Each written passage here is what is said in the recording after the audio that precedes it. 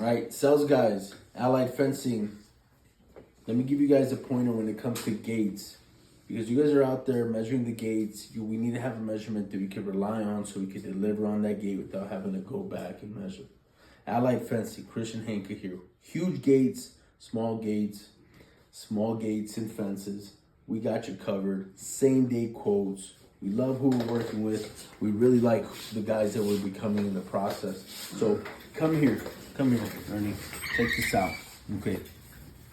We're discussing openings. So this is the measurement that we need for gates, okay?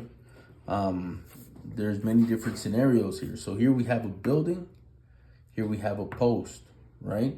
So typically an opening is from here to here. This measurement is the measurement that I need. So I need the height, right?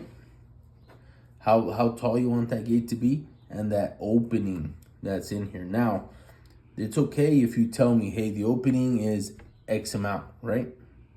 You can also tell me, hey, Chris, I'm judging that we're gonna have to put a post here. So if we were to put a post here, what would that do? Shrink the opening or make it larger? It actually shrinks the opening, right? If we were to add a post here, because you're like, okay, if we latch it here, we've got the gate here, where will it latch? You might say, well, we need another post.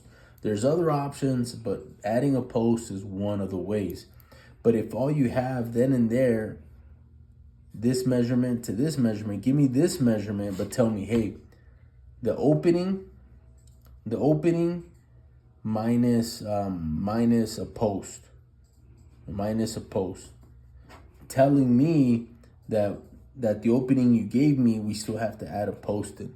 So what I would do is probably, because if this post, let's say, is 2 3/8, and let's say if I were to leave a 2-inch gap here, if I leave a 2-inch gap here, and then the width of this post is 2 3/8, I sum these up, and it's 4 3/8, which means that this measurement, which is X, it would be X minus 4 3/8 equals, equals the true opening, right? Okay, so here, one thing to understand and see is that the gate is here. Typically, we have a 2-inch gap, here between the gate and the post for the hinges. And then we have a 2-inch gap between the gate and the latching post or the latching mechanism, right? So 2-inch. Well, here, this one's super simple, because if you've got 2 posts and those posts are already sturdy, they're good to go, you're just hanging a gate on here, then that's the easiest measurement, because you get that opening, right?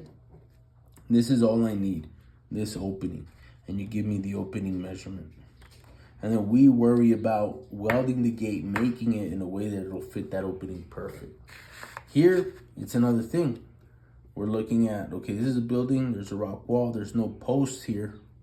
So instead of you trying to do the math and tell me, hey, Chris, there were no posts, but you don't have to do the math. All you got to do is tell me, boom, from the building to the rock wall. Remember to measure up high and measure low, because maybe, what if this rock wall was crooked and you can't really tell, but when you get that measurement, you'll be able to tell. What if the building was crooked?